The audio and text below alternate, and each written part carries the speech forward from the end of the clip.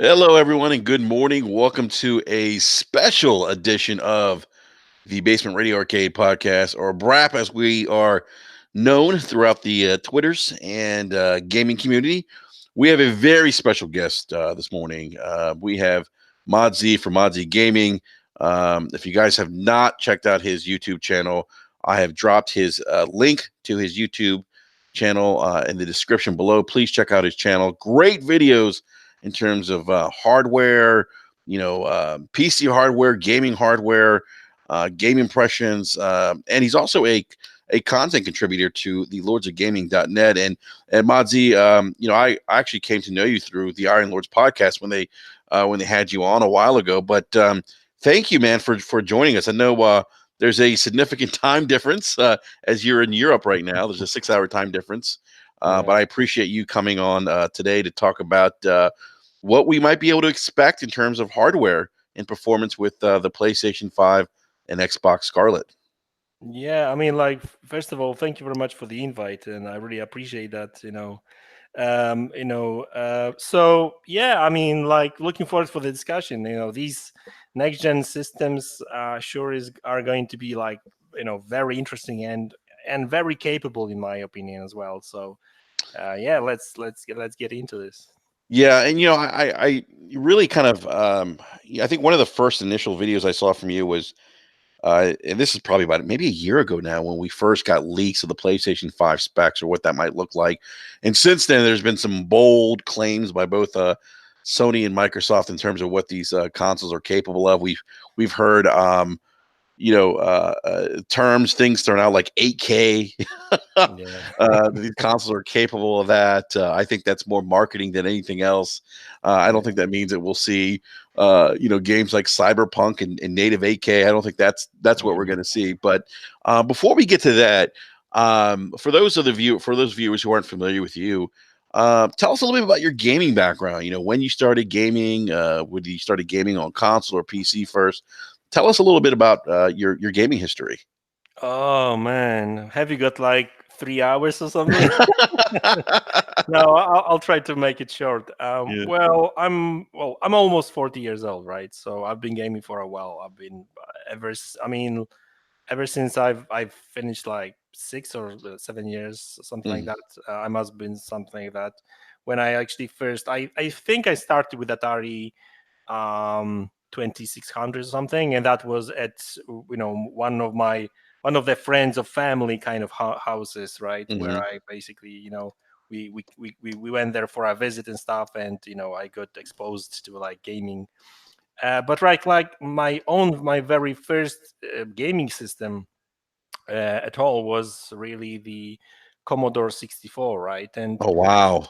And to be honest with you, like, this is the thing, a bit different thing about me is that, like, I'm from Poland, right? So at that time we were still a communist country.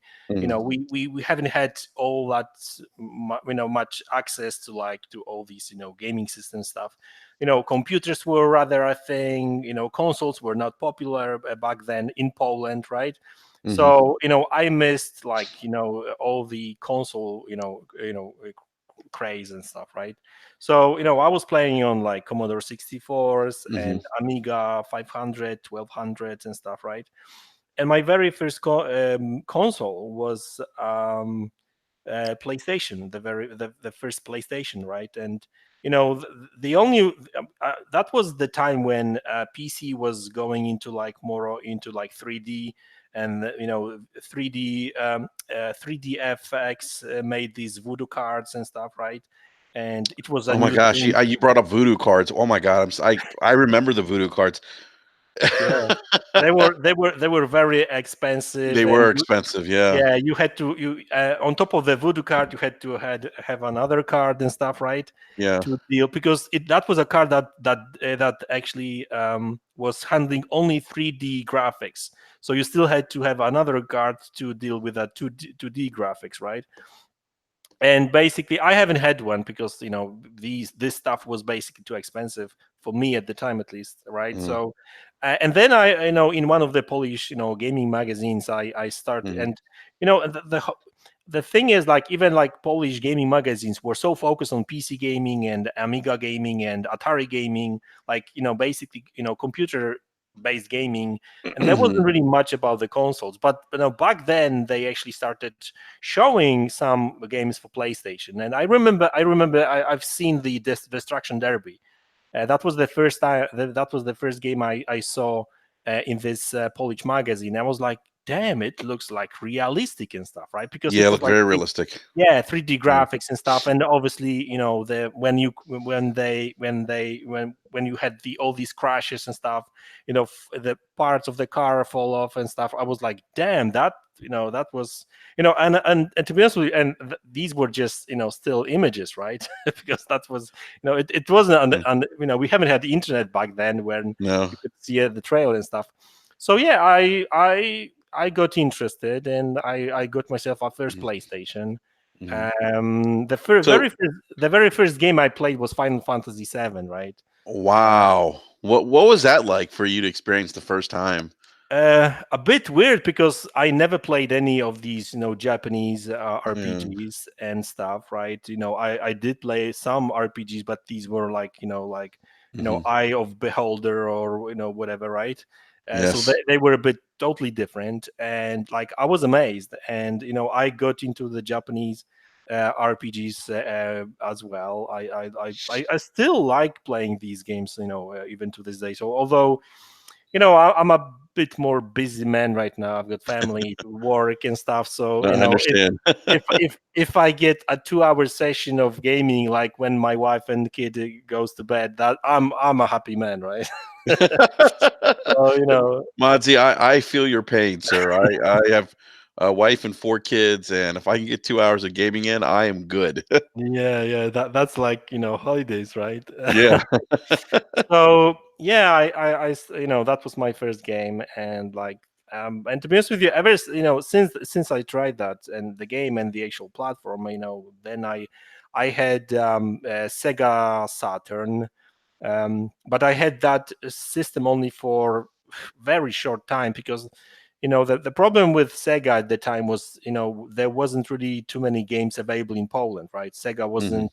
wasn't really very popular in Poland. So most guys and most stores offered only PlayStation games. So whether I liked it or not, I had to use PlayStation for the Yeah, console. you didn't have any options, yeah. Yeah, but it's not like I didn't want to. Basically, I love PlayStation, and then I got Sega Dreamcast, Mhm. and I had that for a while, but unfortunately it died, obviously. Yeah. So then I had PlayStation 2, Xbox, and to be honest with you, apart from Nintendo, because I had only two Nintendo systems in my entire life.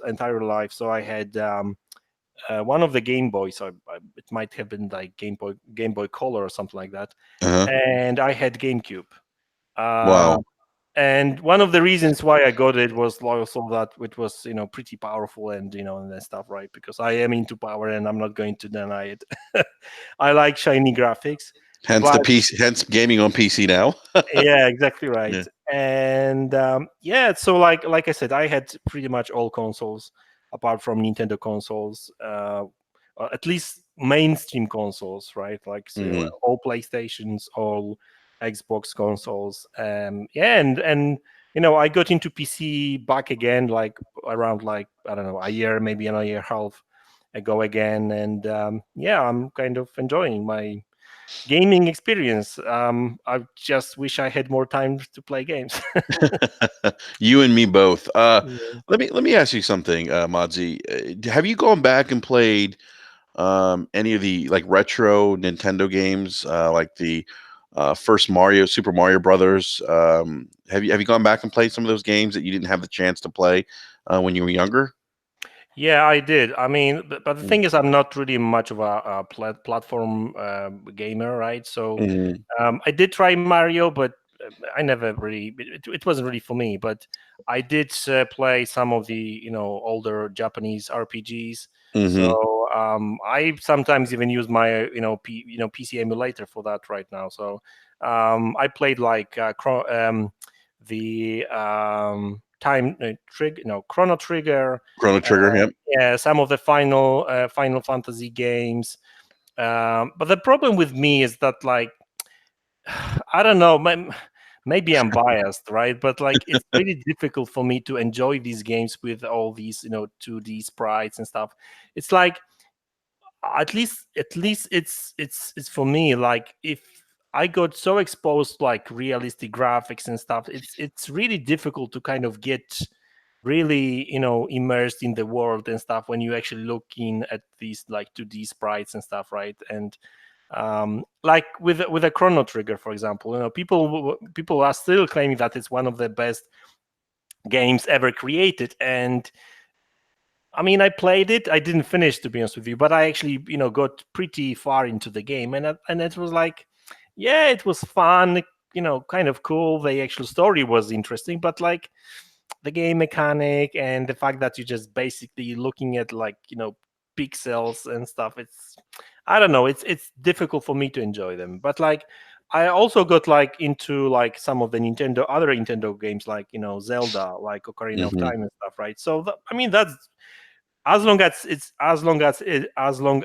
in 3D, I'm fine with it, right? So Yeah. No, I understand that. It's it at times is challenging for me to go back and play some of the games that are, either in the 8-bit era, the side scrollers. mm. I get that, You know especially. what? Like, the only exception to Mhm. this kind of rule is that uh, I really do enjoy going back to, like, old games that I used to play, because, like, I've got this connection with this game and it kind of brings Mhm. back memories. Yes. So, like, Final Fantasy VII, great as example, right? Even I played this game a couple of times. On, like, I even played Final Fantasy on my Android phone, because you've got, like, emulators and stuff, right? On Yeah. that stuff, right? And it just brings memory, the actual music and stuff. And Mhm. so it's a bit different experience. But going back, I mean, not going back, but, like, starting on a new retro game, it's tough stuff for me, to be honest with you. So, No, I understand. I understand.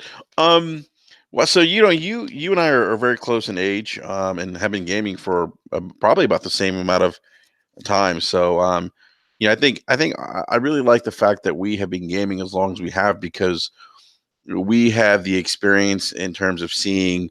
You mentioned, seeing the PlayStation, seeing Destruction Derby mm, for the first time, and how realistic it was, and it was 3D, and so we've seen a lot of the big changes in the gaming industry in terms of technology, and how that technology has impacted games. Going from 2D to 3D was a big thing, yeah. and then going from our consoles not connect. Well, the the advent of the internet, was big, and it obviously had an impact on console gaming. So I like that we've had that perspective. That I think the newer generation maybe not hasn't necessarily have had. So Sure, that's very true. I mean, listen, I still remember when I was, like, scratching my head after the Microsoft Xbox 360 reveal, and when they introduced all these, friend lists and all these, social kind of yeah, features. And I was like, why would I actually need that, right? I want a gaming console. And now Switch actually, released a couple of 2 years ago, and everyone still complains about the lack of social features, right? I yeah. mean, it's a standard right now. It wasn't back then. No, it really wasn't. And I was an Xbox Live beta tester. Yeah, I've So a heard. lot of the things that they put into the Xbox 360, a lot of that was based on feedback that we were giving Microsoft. Like they would interact with us and ask us like what we wanted in terms of features with Xbox Live. Mhm. Because even at the time, early on with beta Xbox Live, we were limited to, I think, two games at the time, NFL Fever and Revolt, which was like an RC arcade racer. Um, but you didn't have the private party chats, you didn't have those kinds of things. They really, the 360, when the 360 launched, they really brought everything kind of full cycle with the Xbox Live, the social features. Um, but you're right, that those things are probably more about the younger generation of gamers than us, right? Because like you said, you want a gaming console, and that's how we grew up. We didn't grow up Yeah, with the consoles having these different features. yeah, The console was a box that was in your living room, and you played games. That was it. exactly. So and now I feel like they resemble maybe a PC more than anything else. Than at least what I would remember as a traditional game console. Yeah, we are going in that direction, at least with Microsoft, that's for sure. But I think that, well, I'm not sure about Sony and Nintendo, but yeah, I have a funny feeling that I don't think Sony. I think Sony's heading in that direction too, but they're not putting it. That's not their messaging. Their focal point in terms of marketing or messaging right now. I think they're doing things behind the scenes very yeah, similar to what Microsoft is, but I think for right now their messaging applies to what the current gamer or hardcore gamer wants in a game console. yeah, Like and I agree. And to be honest with you, I mean that's a big difference between Microsoft and Sony, because, like, in my opinion, I mean Sony is very smart, like yes, very smart. Because, like, the way they do things is that, no matter what plans they might have, right, no matter, I who knows, they might even scrap next generation PlayStation completely in next 3-4 years, right? But they're not going to tell you why, because they still want to keep, the hardcore gamers happy, right? Obviously they're not going to do it. I'm just like, this is like a silly example, to be honest with you, but my point is that, you know they don't cut their branch that they are sitting on, right? yes, And because it doesn't make sense, because it makes you money, and obviously you still have to care about your current consumer base, and what they do, they still cater to this consumer base, and they want to build upon it and expand. While, like with Microsoft, is like, oh, so Xbox One is kind of failure in, in terms of, like, console sales and stuff. So let's just drop it completely. Let's try to cater to completely different audience now, right? hmm Because it looks like Microsoft is doing is going in that direction. I mean, it's not really 180 degree kind of turn, but they seem to be focusing more on a casual gamers than on a hardcore gamers that, mm. that stick with them for so many years. Yeah, that's an interesting point, MaDz. I get a lot of flack from people when I say that because, and I'm only speaking from the experience of being on the Xbox platform for 18 years and Mm. I've seen the difference. I've seen the change in messaging from 2001 till now 2019. And if you look at the offerings, the games that are on the original Xbox, you had games, you had support from developers on an unproven platform, and Mhm. and I don't want to kind of go off on the rails here, but that's where my frustration stems from. And I brought this up last night on Crossfire, that with the original Xbox, and you probably remember this, MaDz. Ninja Gaiden it was an exclusive to the original Xbox. That was one of the reasons why I got the console. This Yes, this game was great. It looked fantastic, and it took a full advantage of the console. You were yes. you couldn't get anything even near to this level of graphics on any other console, or even on PC. No, you could, and if you remember, like Splinter Cell Yeah. was born on the Xbox console. I mean, eventually it went multiplat, but Ubisoft, I remember at the time, was talking about the power of the hardware of the Xbox at the time, the original Xbox. And if you remember, Splinter Cell is known for its lighting effects. The shadow and lights that add to that create that element of stealth. But that was one of the highlights of the original Xbox, that they could create that kind of lighting Yeah. that we hadn't seen in consoles, and Ubisoft took advantage of that. And so there's definitely been and again, not to go off the rails here, but there has been like you said, it kind of maybe more shift to the casual than the hardcore with them. And I know a lot of people don't want to hear that, but that is what I've seen over the last 18 years, and I just look at the games that have come out. If you compare the games of the original Xbox, we talked about Ninja Gaiden. You look at games like Mech Assault that was exclusive on Xbox. You may remember a Togi from Software. Yeah, yeah, very good game as well. Very Yeah. good game. A lot of the Panzer Dragoon Orta, Mhm. which was a phenomenal game. Which there's a new Panzer Dragoon coming to the Switch. They had 20 games from Sega as exclusive. Yes, I mean, they that was did. a huge thing. I mean, all these games like Jet Set Radio, was I'm not sure about the Sonic, but there was a lot of games actually coming from Sega to the platform, and these were exclusive to the platform as well.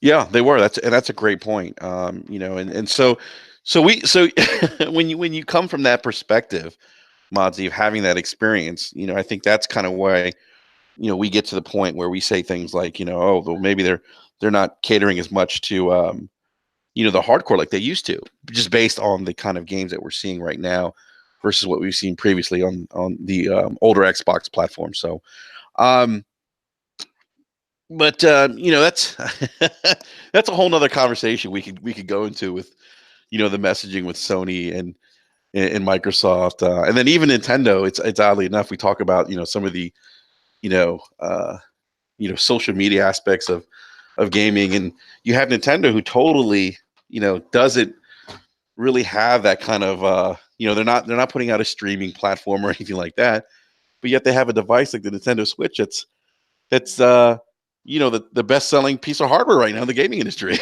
Yeah, But I think and that point. I'm sorry. Go ahead. yeah, yeah, yes, yes. Please continue. No, I was going to say I think that points to the obvious that games matter than everything else. Yeah, that's true. And well, it's don't get me wrong. I mean, I'm not trying to be down on Microsoft and like Oh no, not at I'm all. not one of those that Microsoft is going down and there's no reason to own Xbox and their games are all games are crap and whatever, right?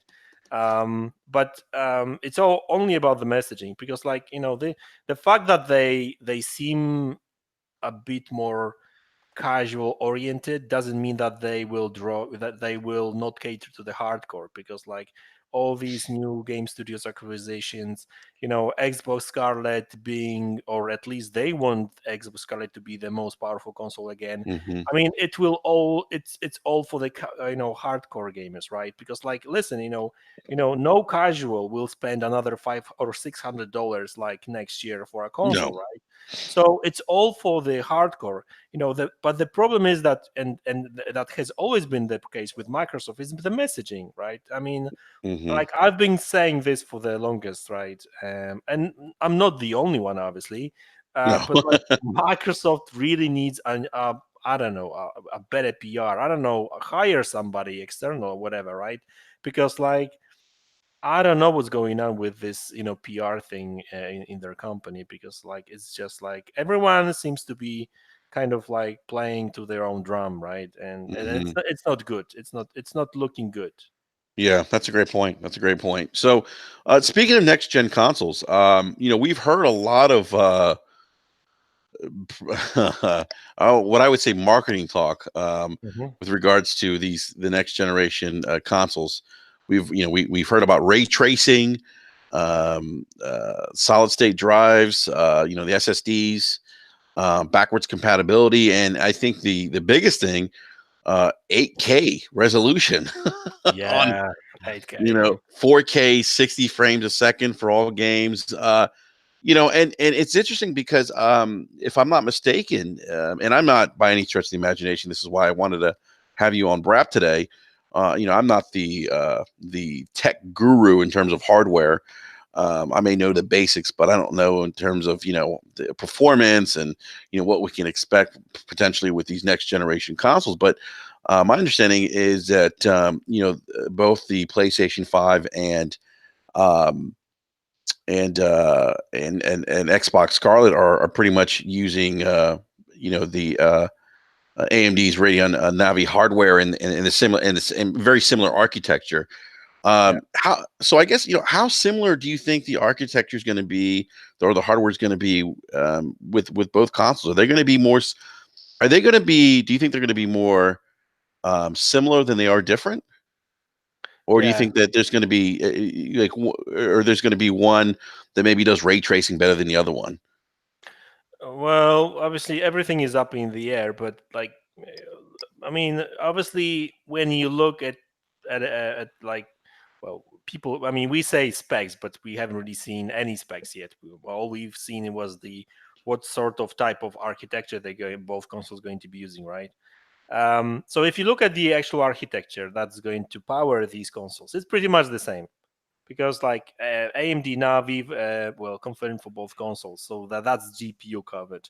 CPU Zen 2, which is very powerful architecture, CPU architecture, that's going to be used in both consoles. SSD checked for both consoles.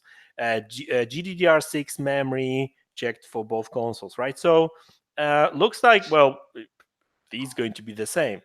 But the thing is that it's not only about the architecture; it's also about the actual specs, Hmm. because you may actually use the same architecture, but if you actually, for example, one may come with a higher clock speeds than the other one may come with a more compute units, right? So it's all up in the air. However, I don't think that the actual difference between these consoles is going to be massive, right?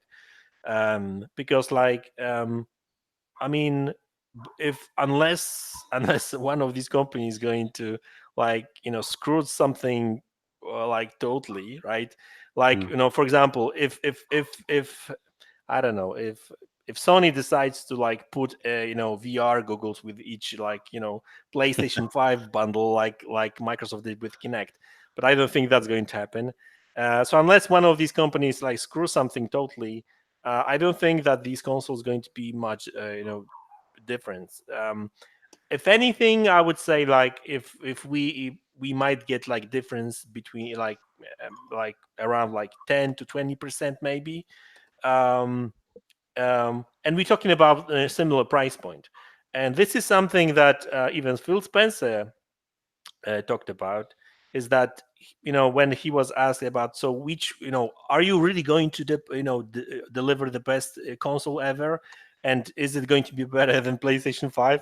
So he basically said that yes, we are aiming to do that, right? Because that's their message. But Hmm. at the end of the day, we don't know what Sony is. Well, at least that's Yeah. what they say, what they're working on. And it's really going to depend on the price point. Like look at PlayStation 4 Pro and Xbox One X. I mean, yes, these are a bit different architecture, right? But the fact that Xbox One X is $100 more expensive allowed Microsoft to build a better console. So if we're going to get like two $500 consoles, they are going to be very similar, Hmm. unless one of these companies is going to take a big loss on the console, because we know that in the past these companies did lose a lot of money at the very beginning, right? Hmm.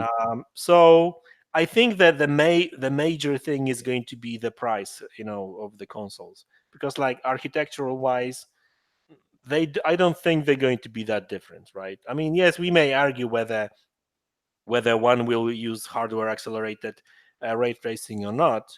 Um, but Isn't Scarlett confirmed to use hardware based ray tracing? And I yes, think that is that true? yes. I mean, yeah, that was confirmed in the actual Scarlett reveal trailer. Hmm. I mean, they basically said explicitly said that Scarlett will use hardware accelerated ray tracing. But at the same time, there's still some speculation, because like is that going to be hybrid ray tracing, or just a pure hardware solution?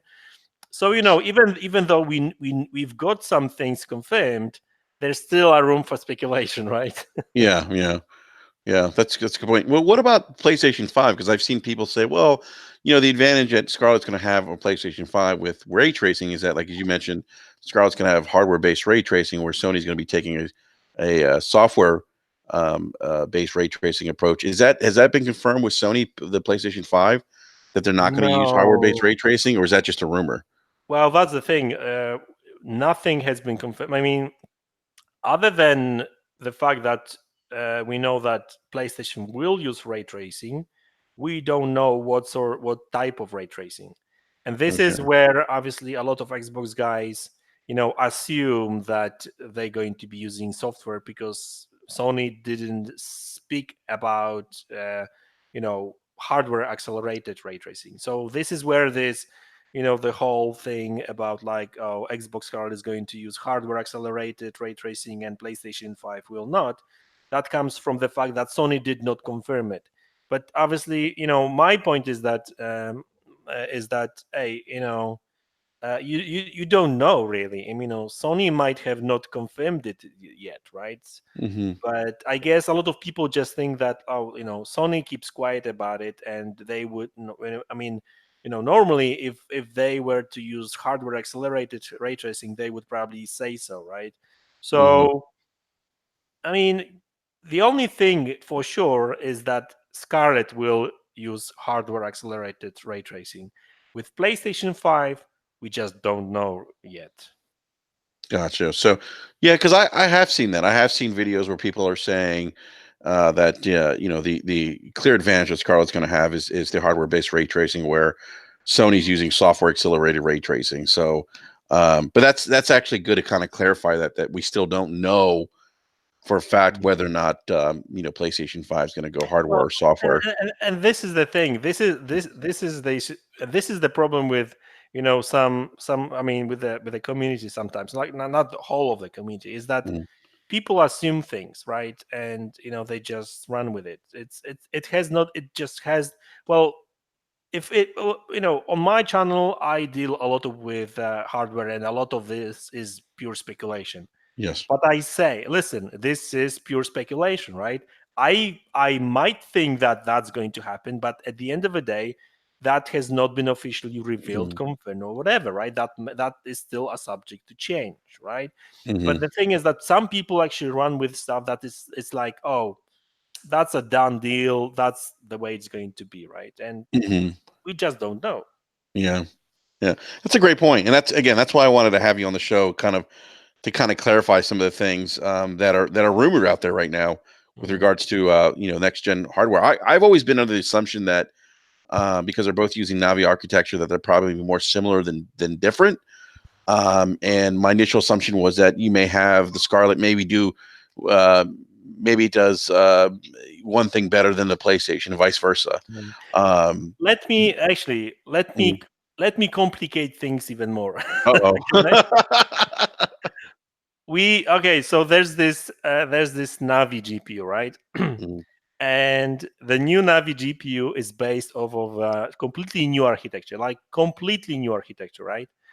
But the thing is that the first wave of GPU Navi GPU cards, so the cards that have been just released like a couple of days ago, they are sort of a hybrid of GCN, so the old architecture, and the new architecture. And the reason behind that is that well, developers needs time to get used to it, right?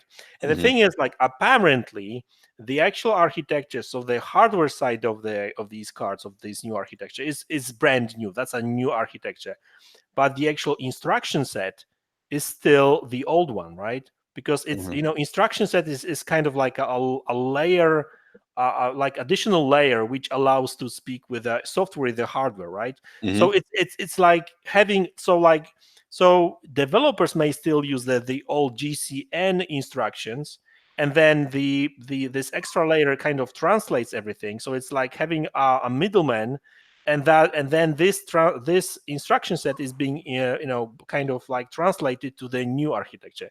But obviously it has some limitations, because if you are using old limited set of instructions, you cannot take a full advantage of the GPUs, right? Hmm.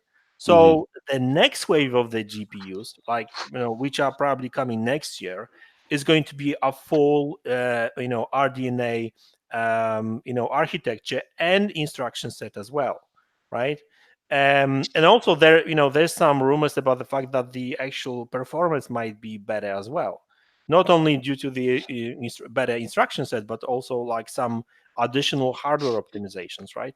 So Mhm. my point is that even though we might be talking about similar or very same architecture, there are some, like at the very, like right now we are in this kind of transitional period. So another thing that a lot of people run with on internet is that on top of the different ray tracing, these two consoles might actually use like a different RDNA versions, right? So AMD calls it next generation RDNA, and so some say that PlayStation 5 might actually use these old the current RDNA architecture, and Scarlett might use the next generation, so the next kind of next generation, next wave of the architecture, right? um, so like I said, similar, same architecture or similar architecture, but there might be some changes.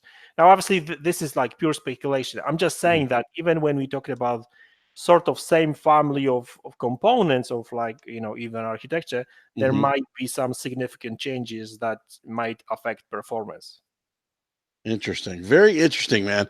Let me ask something. Speaking of a performance, I mentioned 8K and like in 4K, 60 frames a second. I mean, is that going to be? And I had an interesting conversation in DM on Twitter. And I think you'd mentioned, we'll see 4K 60 with some games, but with the open world games, some of the bigger games that are more demanding on these consoles, we might see like 1440p, 60 frames. Is that, you think that's going to be the case then, where it's not all going to be 4K 60 frames a second? Because I feel like a lot of gamers believe that next gen hardware, it's all going to be native 4K 60 frames a second. Yeah, well, that's the thing. Like, I don't think that we're going to have like all games in 4K and 8K. Like, okay, let's tackle 8K for a minute. We might get some games in native 4K, in a native 8K, but don't expect anything other than Tetris to run in 8K, basically, right? Yeah. So like very, very simple graphics and stuff. So yes, I mean, like, that's doable, right? Because like that's why they say it's going to be capable. Now, um So they're not I really lying. I mean, they can achieve 8K, but it's going to be on going to be on games that aren't demanding at yeah. all on the hardware. Well, to be honest with you, PlayStation 3 was a 1080p capable machine as well, and it runs some games in 1080p, right? Hmm. But would you call PlayStation 3 1080p machine? No. Exactly. So that's the thing. And another thing with 8K is that they might use some form of upscaling, maybe some advanced upscaling and stuff.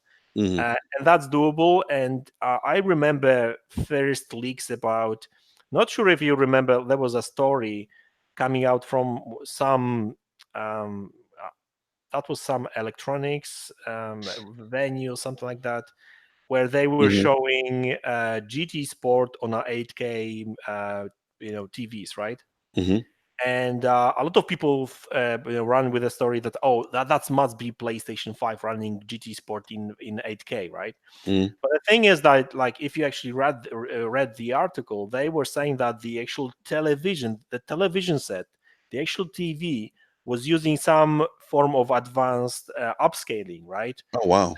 So basically, PlayStation 4 Pro just was outputting the game in, normal resolution that PlayStation 4 Pro does, right? So, Hmm. most likely upscale it for 4K, and this image was then upscaled by the TV itself, right?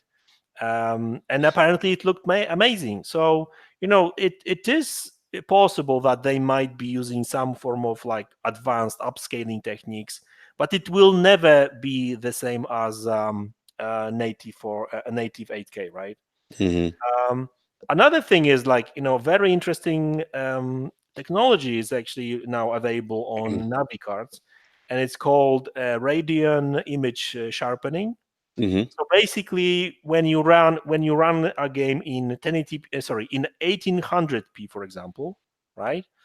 and you use this image upscaling, image sharpening, the game actually looks pretty much like 4K game, right? Hmm.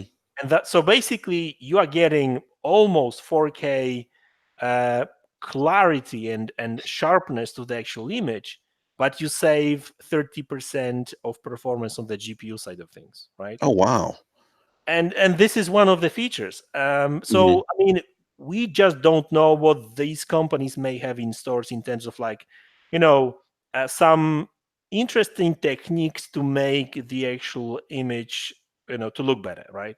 Hmm. But but in terms of like native 8K resolution, I don't think we're going to see that happening in any like Hmm. normal games, if you know what I mean, right? Yeah, no, yeah, and when I heard 8K too, I didn't think it was going to be, 8K. The next God of War is going to be native 8K. I didn't think that was going to be the case. But let me ask you something, because again, this goes back to the expectation that gamers are having with these next generation consoles are going to all play games in native 4K and 60 frames a second. That's not going to be the case, though. I think what you were saying with some of the more demanding, like open world games, right? Yeah, that's. I mean, like good example would be like any open world game, right? Hmm. The latest open world game, like any of the Assassin's Creed, right? Yeah. Um, you probably going to. I mean, you're probably going to be able to run this game at high settings on PC at 60 frames per second in 1440p on a latest Navi GPU, right? Hmm. I would have to go and double check the actual benchmarks and stuff, but I think that's doable. You could do that, but not 4K. So the last time I checked, actually, I can actually do it right now. But I think the last time I checked, the Assassin's Creed Odyssey on even on RTX 2080 Ti. So I mean, the most capable GPU right now. It runs this game at 4K, native 4K at 45 frames per second. Um, so and console's not going to be any close to that kind of level of performance, right? So my point is that if even the latest today's game are not going to hit 4K 60, like I'm talking about like big open world games, right? At Hmm. very graphically demanding games. If these games going to like if these games run at like 1440p 60 on a for example RTX 2070 or RX 5700 XT, so I wouldn't expect these games on a similarly spec'd console to run any close to 4K. And we're talking about current games, like the Hmm. current gen games, Yeah. next generation games with a next generation graphics engines are going to be even more demanding, right? Hmm. Now, if any of these developers will even think about implementing ray tracing, that will actually have another um, that will hit the actual that will impact the performance even more. So That's a good point. My understanding is ray tracing is very taxing on hardware. very. And now, like I said, I mean, we don't really know how AMD is going to tackle ray tracing Hmm. because they talk about this hybrid ray tracing solution where they've got flexibility of the software and the hardware ray tracing. Because apparently, some ray tracing tasks are better run on the software via shaders. And not the actual dedicated hardware because you can because like the thing with dedicated hardware, it's very parallel, right? You cannot do a new thing before the other finishes, right? I'm talking about the processes, right? Hmm. With a software solution, you can actually process another task even if the other task has not been completed for whatever reason, right? Hmm. So apparently this hybrid solution is more flexible and actually you can actually get a even better performance in some cases apparently, right? But like these are just basically, well, not necessarily speculation because we are getting this from like AMD patents and stuff, right? So it's out there. They are working on it, but it hasn't been confirmed that this is what these consoles going to be using yet, right? So we'll see. Interesting. So, the ray tracing thing's interesting because you're right. It adds another kind of wrench into performance, or what we might get, or how these games might be optimized for performance on the console. And to your point, like you were saying, some of these big open world games, so maybe they aren't native 4K, but you think maybe it's more like a 1440p or maybe like an 1800p type situation that then's upscaled to 4K. Yeah, well, that's one of the possibilities. Another thing is that I still believe that some developers will make these games to run at 30 frames per second. And we might just basically get the options, right? So if you look at what Xbox One X and PlayStation 4 Pro does in some games, you've got these performance and graphics options, right? Like in Tomb Raider, the So last Tomb Raider. exactly, good Yeah. example. So you can choose between 1080p 60 or 4K 30, right? So I think what developers might do is that they might just create the best best looking game they can create, and basically offer, and they might offer like two options, because like in terms of graphics, to be honest with you, um, it's very easy to do and to offer these options, because the GPU obviously with a when you want to run the game with a more frames, so the GPU gets hit a lot as well, because it has to produce like twice the frames and stuff, right? But the Mhm. thing is, if you drop the resolution, then GPU is going to have like way more um, resources to handle that at higher frame rates, right?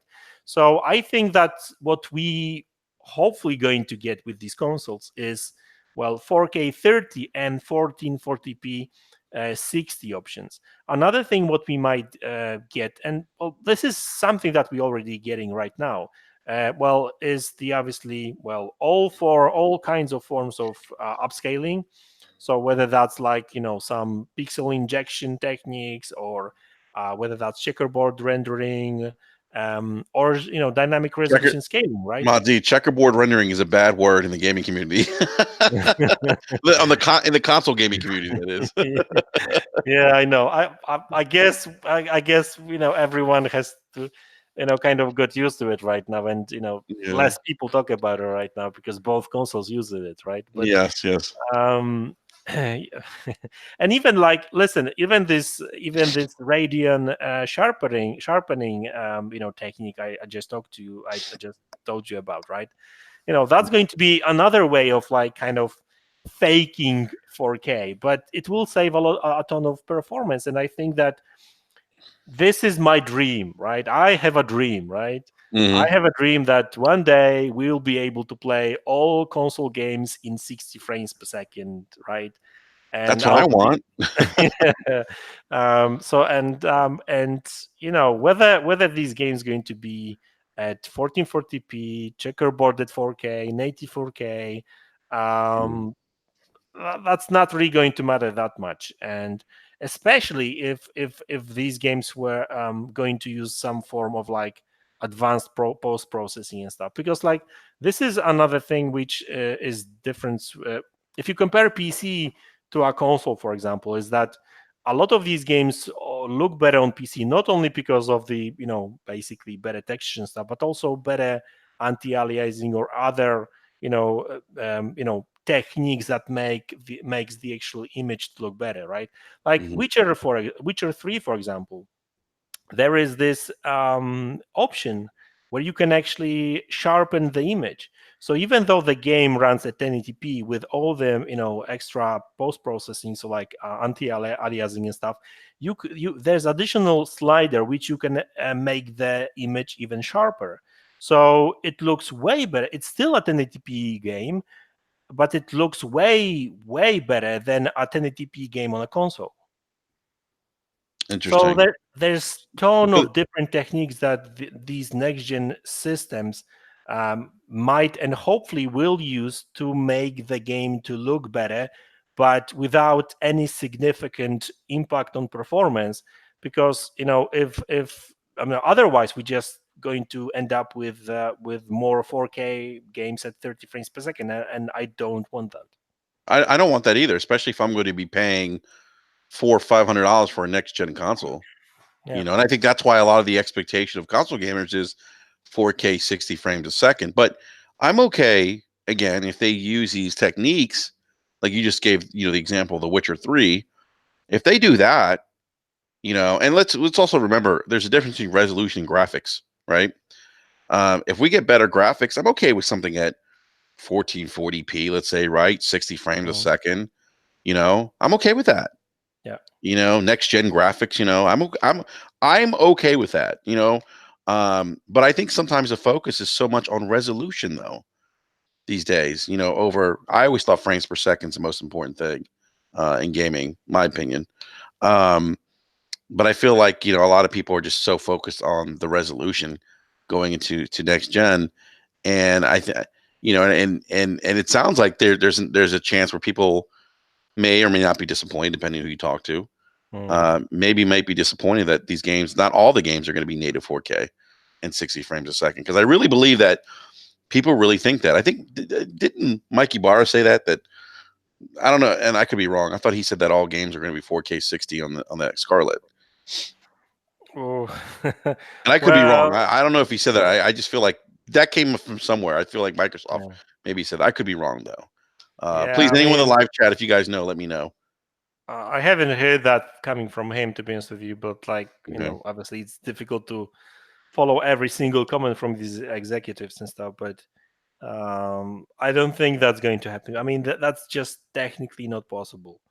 Um, I mean, these consoles would have to be like 4 times, 3, 4 times more powerful to achieve that. I mean, I'm talking about GPU side of things because um, the thing is like with CPU power, it- when you raise resolution, it doesn't impact the CPU performance at all because CPU still has to do whatever it had to do even at 1080p, right? I mean, Mhm. just throw, produce all these draw calls and handle AI and stuff, right? So that kind of tasks doesn't that are not that the performance impact doesn't change with the resolution on that kind of stuff, right? But only graphics. Obviously, the when you raise the actual resolution, then obviously the GPU is being hit by it, right? Yeah. But I think things like checkerboard rendering, dynamic resolution scaling, and all kinds of upscaling techniques are not going anywhere, especially with regards to 8K resolution, right? Yeah. I'm sure that some Sony will want to and will try to sell some of these 8K TVs to Oh my PlayStation 5 goodness. owners for sure. I can it's the whole 4K 8K thing for me is just to me it's gotten out of hand a little bit. I feel like we're like where I live, like we don't even have broadcast television in 1080p. Yeah. I Okay. mean, if you're watching 4K content, it's probably on Netflix or streaming service or was it DirecTV? Mhm. But most of like most of the channels aren't broadcasting like for we have the cable companies here. Mhm. Most of them aren't broadcasting 1080p, 1080i, 720p. Netflix is probably the one place I go to where I get 1080p and 4K content. But even not all the content on Netflix is 4K or 4K. So, and even then, you're still streaming it. And we can talk about the difference between that's probably another podcast, but the difference between streaming 4K versus actually popping in a disc per se, watching a 4K movie. Mm. Um, but I just I almost I guess I'm not concerned, but I just feel like that people maybe need to temper their expectations a little bit in terms of what to expect from these next generation consoles. You Yeah. know, that it's And not going to be all 4K, 60 frames a second. Um, that it's not going to be or 4K 120 frames a second. Maybe it is. I mean, maybe it is for some of those less demanding games, like you mentioned. Games that aren't necessarily these giant open world games or these games that are demanding on the hardware. yeah, Um, exactly. Another thing is that, like, also with 8K, the thing is, like, to really spot a difference, and like, I actually seen some 8K footage recently because I was in one of the electronic fairs here in Warsaw a couple Hmm. of weeks ago, and they had some 8K TVs on display. And the thing is, like, the problem is that the image quality difference between 4K and 8K, when you look at the similarly sized CTVs, is not big. In because and this is, we are actually getting into the same issue as with 4K TVs. I used to have a 4K monitor, right? Hmm. 27 inch, no, 24-inch 4K monitor, right? And the thing is, like, the difference between, like, all these resolutions wasn't really that great because the actual size of the panel is not big, right? So these pixels are so cramped anyway that it doesn't really make that much of a difference. I mean, you see the difference, but it's not really huge. But once I got like a 50-inch 4K TV, You can now see when the I difference. now when I switch Hmm. from like 1080p to 4K, I say, like, oh, okay, no, that looks nice, right? Um, because, like, and the same with 8K. In order to really enjoy 8K like television, probably you're probably going to need, like, 75 minimum kind of inch TV, right? And, like, hell, where am I supposed to put that, in like my garage or something, right? My wife would kill me if I came home with a 75-inch TV. She would be like, "Why do we need this?" Yeah. Yeah. I got a quick question for you. Because this is a conversation, MaDz, that's going on in the live chat, and I don't know if you could speak to this, but Mr. Glass was saying the higher the resolution, the more graphics you can add to the game. um well, the thing is, like, the games are being created for the most part at, like, the with the best quality, highest quality asset they can developers can provide. Hmm. So, like, even before Xbox One X was, like, introduced, there was some talks about, like, oh, some games, I think that was with regards to, like, Shadow of War or something, because there was, Hmm. like, huge difference in terms of, like, textures quality on PlayStation 4 Pro and Xbox One X. Hmm. And some developers were even saying that like, when they create games, that the images that they are using for, like, textures and stuff are in 8K or a 4K, right? Hmm. Even though later they are being used in a 1080p game, the actual source material is at the very highest quality, right? And Hmm. then this stuff gets basically just kind of like a little bit downgraded, right? Sure. But the thing is, like, it's still there.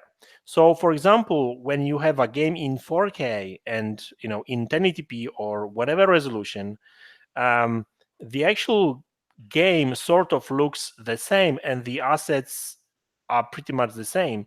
But if you've got a game that has higher resolution assets, you will be able to enjoy these assets more, see more details than on a 1080p TV, right?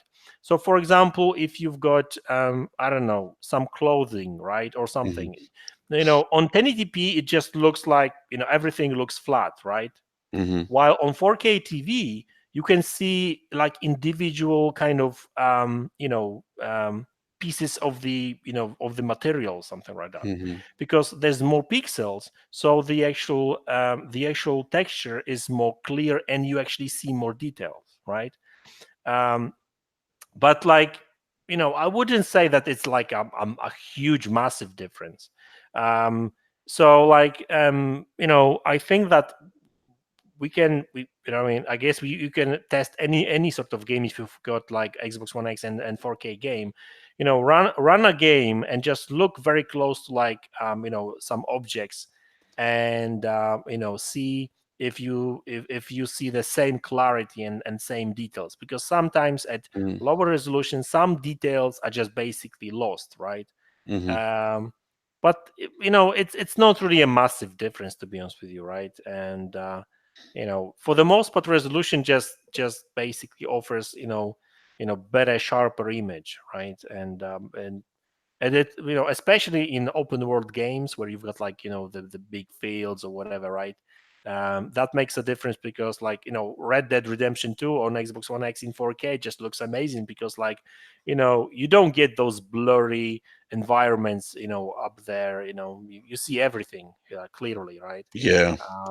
But in terms of like the actual graphics, well, people say a lot of people say that the resolution is not graphics, and you know it makes sense to a degree because resolution is just be basically number of pixels, but Hmm. the actual graphics um is being well is I don't know how to explain it. I mean, like, you know uh, pixels are responsible for the displaying the graphics. So the more pixel you've got, the it looks sharper and more detailed. But Hmm. you know when you play the game, you don't really look at like individual pixels. You don't you play like a couple of meters away from the TV, so Hmm. you don't necessarily going to notice those different those details, right? So Hmm. Unless you're like up your face is up on the screen. yeah, exactly. Yeah, But even then, looking at the still image and like at the like a gameplay when everything is moving, that blurs things as well. So, you know, that's true. Yeah. I mean, like, Um. generally speaking, I would say that what is more important is that, the more objects on the screen you've got, the better geometry, that, lighting effects makes a huge difference, for Hmm. example, right? Because like a proper lighting, can make the game to look like, almost realistic, right? Yep. Because, it may, that's why ray tracing is Yes. supposed to be this new big thing because it will handle the lighting completely different and stuff, right? And Yeah. it is supposed to look so realistic and stuff. um yeah, so I Yeah. wouldn't really chase the resolution that much, to be honest with you. And listen, I was one of those guys that oh, I want the best graphics possible, etc., etc. And I still stick to it. But I'm okay with sacrificing the resolution to get better graphics and better frame rates at the same time, right? So I'm with you. um, I feel the same way. I feel the same way. I do want to go to the live chat real quick, MaDz. The Don says some studios are now working in 10K assets. That's interesting. yeah, like, I mean, that wouldn't surprise me at all. There's just like I said, this developer a couple of years ago said that they are using like way higher resolution assets, and then they just downscale it to whatever resolution they need to use on whatever platform, right? Yeah. Strap 4K says a 1440p game with high settings will always look better than a 4K game at low settings. Uh, That's possible. I mean, like generally speaking, from the graphics perspective and stuff, like especially on the texture Hmm. side of things. I mean, if you run the game on in low settings, right? I mean, the texture is just going to be like like PlayStation 2 kind of textures, right? Basically, right? It doesn't look good. I mean, there's a lot of like even videos on YouTube where some guys just basically run the same game. Hmm. These are like side by side comparisons, and one side is on one side you've got like the very same game, same resolution, but like at low settings, and the other one at ultra, and it's like Jesus Christ, like that's a big difference, right? So yeah, Yeah. I would agree with that. Let me ask something, Modsy. What do you, if you had to take a guess? Mhm. I know you've done videos about pricing. What do you think these consoles are going to be priced in as at? You think it's going to be 400, 500? What do you think? Well, I think 500 sounds reasonable. I would say. Um, and I know that people say, "Oh, that's not possible because that's going to cost too much, especially the SSD solution and stuff, right?" Um, but people compare consoles to PC and in terms of like pricing and the parts, right? Hmm. Um, And the thing is, like, okay, so when we say that these next gen consoles possibly might offer, RTX 2070 level of performance, right? Yeah. So you look at Amazon and stuff. Okay, so you type RTX 2070, check the price, $500. Okay, so $500 just for the GPU. So where's the room for the rest of the components, right? Yes. But listen. First of all, these cards are super overpriced, right? Mm. Um, there's like very high margins on these cards. Like Nvidia apparently, charges, has like 150% margins on these cards, right? That's Uh, crazy. And by the way, I'm glad that AMD is aggressively like going like not going after them, but aggressively pricing their GPUs and their CPUs. yeah, but Um, like recently with their very recent projects, actually they got wiser as well, and they're not as aggressive as they used to be. no, that's true. That's true. But I mean, they're still. I mean, relatively speaking, I mean they still. I think, especially with the recent Ryzen CPUs that have come out. They're. I think they're pretty well Yeah, they're priced better for the than performance. Nvidia. Yeah, Yeah. yeah. Yeah, that's very true. I mean, like there's a very good video by Adore TV. A, a PC centric YouTube channel, and Mm. he's doing very good, like technical analysis and stuff. And he made some calculations because like you can make those calculations. There's this special calculator where you can actually calculate, you can check the cost of the actual chips, right? How much does it cost Hmm. to produce a chip by certain size on a certain manufacturing process, right? So I mean, it's safe to assume that these consoles going to have like 350 up to 400 millimeters square chip, because that was always the case with consoles. If you go anything above that, you're going to get into like power issues and heat issues and stuff. I'm sure we all remember Xbox 360 back from the days, right? Oh, the red ring of death. Yes. Yeah, exactly. Yeah, so they have to be very cautious about, like, the size of these chips, because if they go too big, you will have either very loud console, or you will have to use very expensive cooling system, right? You mean loud console like the PlayStation 4 Pro? Oh man, don't tell me anything about it. Every single listen, just like I told you, I mainly game when my family goes to sleep, right? Mhm. So very late in the evening, and we've got a bedroom next to my man cave, right, where I Mhm. game. And every single time I turn on my PlayStation 4 and I run a game that is more demanding, and obviously we all know how PlayStation 4 Pro can get loud. My wife's comes in and say, "Can you bloody hell turn this thing off? I want to sleep." I'm not joking, Is it honestly. is it that loud? I mean, Yeah, like, it's loud. I mean, mine is loud too, but my main cave is downstairs in my basement. So There we go. my You wife got doesn't. Yeah, she doesn't hear that because she's all the way it. upstairs. So, um, but it So is loud. I mean, basically, I'm allowed to play on PlayStation 4 Pro when she's still downstairs watching TV, right? That yes. doesn't bother. But when she comes upstairs to the bedroom, which is next to my room, then Mm. no PlayStation 4 Pro gaming for me. Oh my goodness, that is too funny. Too funny. Well, I mean, that's just life, right? But anyway, what was we talking about?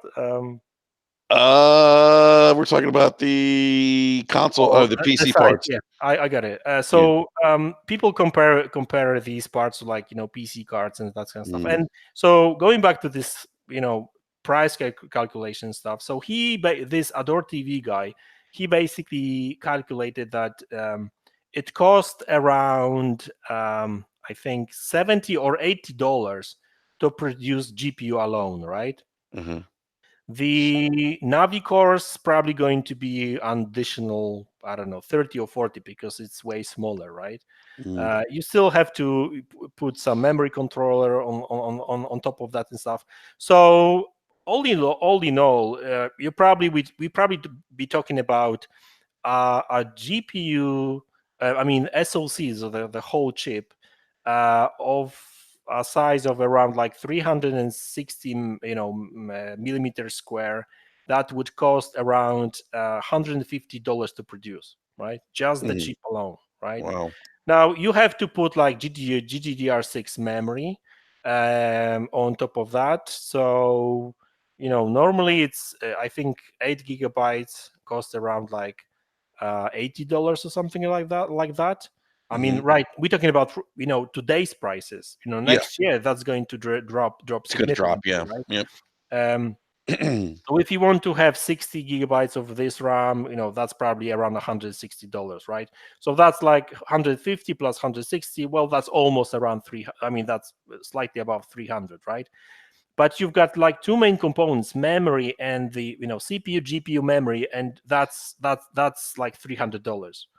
So you have to still add SSD, hard drive, some cooling system, and optical drive, right? And Hmm. PCB. So I think that next year it's really doable to provide that kind of console for $500, because like people, like I said, it's like just like I told you, to produce the chip alone, the GPU alone cost $70 or $80.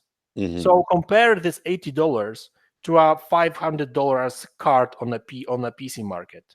Hmm. I mean, it doesn't make sense even to compare it, because it's because like with the PC card, you've got the cost of the chip, which is $80. You've got a cost of the memory. Okay, fair enough. You got the same cost of the memory of the same memory on the console. So add additional $160. Additional $100. So that's like 180. But Hmm. on the card, you've got PCB card. You've got the all the additional components and stuff, right? So all in all, it doesn't really, and obviously the very high margin. Like in order to produce a PC card of that class, it costs these companies around 200 up to $250, and Wow. rest of this price is just basically margin. Just like I told you, Nvidia is putting around like $150 margins on some of these cards. That's So crazy. that's crazy, and obviously Microsoft or Sony will not pay that kind of margins. No, they're not going to. No. Yeah. That's Especially that they will actually buy this stuff in bulk, right? yeah. Yeah. Exactly. Well, exactly. They're buying in bulk. Yeah, you're absolutely right. So I Yeah. mean, like just to sum this up, I think that $500 consoles that should offer RTX 2070 or RX 5700 XT level of performance is more than doable, especially next year. And we know that price is going to go down next year. Interesting. Okay. Well, I still think $500 to be. I'm okay with $500. When it's $600, I'm not so sure about.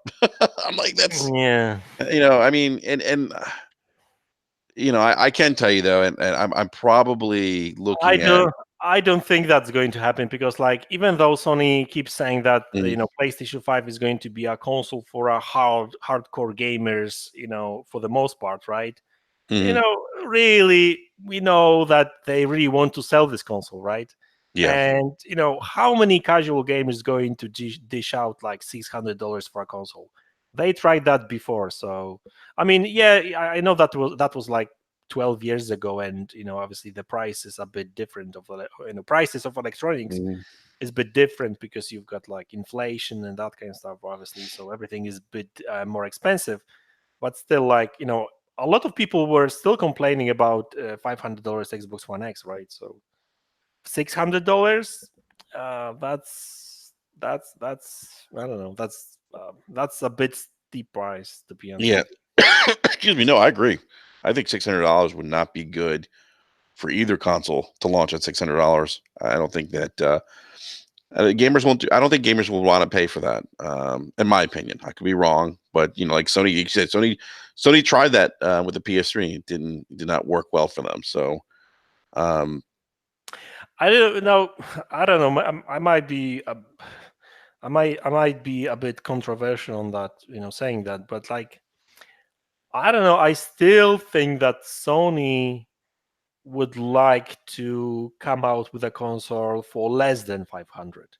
Now, I'm not sure if that's doable with, I'm not sure if $400 console would be, um, you know, doable for Sony unless they lose a lot of money on it at the very beginning, and that's an option as well. Because if It, they really want to push those consoles to casuals, they need a cheap console. And if you look at PlayStation 4 and PlayStation 4 Pro, $400 console mhm. worked very well for them, right? So No, it did. No, you're absolutely right. I don't see Sony taking a hit though on hardware. I could be wrong. mm, I could be wrong, or maybe maybe like you said, as these parts get cheaper next year, maybe maybe they're able to do 400. We'll see. It's going to be interesting. Definitely going to be interesting. So, well, MaDz, I want to say first and foremost, thank you again for coming on Basement Radio OK podcast today. I know again you are a 6 hour time difference. It's still morning here for me. It's late afternoon for you. So I want to say thank you again, really, for coming on and talking about the next gen hardware. I think that was very insightful and informative. And I really enjoy your videos. Yeah, if you could just let everyone know where they can find you on Twitter and on YouTube. yeah, well, first of all, thanks a lot for the invite. I really enjoyed the show and stuff. So I watch your podcast and your rants as well. Thank you. Unfortunately, I cannot do it like always live, because like sometimes when you guys go live, it's 3 o'clock in the morning, so I'm still sleeping and stuff. So that's my issue with some watching podcast live. But yeah, I really enjoy the show, and I really enjoy what you do here as well. So thanks a lot for the actual invite. Well, if any one of you guys want to follow me on Twitter, MaDz Gaming PL, that's my Twitter handle. As for the YouTube channel, that's MaDz Gaming on YouTube. So yeah, hope you enjoy the show, and thanks a lot again. No, absolutely, my pleasure. And for everyone who's in the live chat, thank you guys for stopping by and hanging out with us this morning. They're in the description section below. You will see a link to MaDz Gaming, his YouTube channel. Please go check it out. Please support him. Great channel. A lot of informative information on his YouTube channel in regards to hardware, console hardware, PC hardware, graphics cards. Just very insightful. So please check him out. So yeah, and he also I know you're also a contributor to the lordsofgaming.net. So I've read Yeah, quite a that's few. that's true. Yeah. Let's shout them out. These are very good deals. And to be honest with you, I actually came across your work thanks to them, because you were on their podcast and stuff, right? And so yeah, these guys are great. And check the lordsofgaming.net. Great articles. Not only mine, but other guys as well. I don't really write a lot of articles. Just once for a while I try to put something interesting once for a while, but they've got very good very good content there. And yeah, they are very level-headed guys. So yeah, They really are. I mean, they do. I'm a and big fan of the Iron and Lords. Yeah. funny as hell. Like Yes.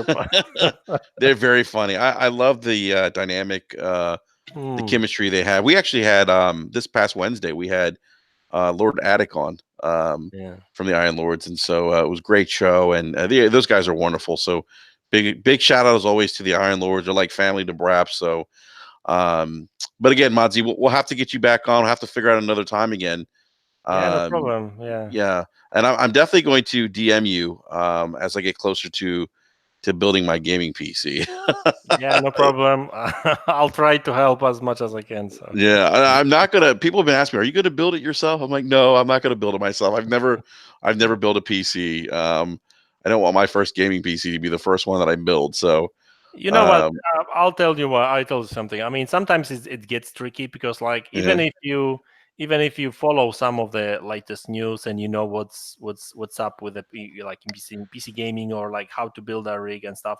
Like even like my own experiences. Like I built. I actually bought pre-built, but then I upgraded a couple of parts. gotcha. So it was like a hybrid, I guess, right? Yeah, Because I bought a base and then I changed some things for my own liking. And but even like for a while I was pretty happy with this PC, but then I noticed that some games didn't run as they should be. And basically after a while I figured out that basically the fact that I'm not using like two slots of the RAM, it limits my CPU performance, right?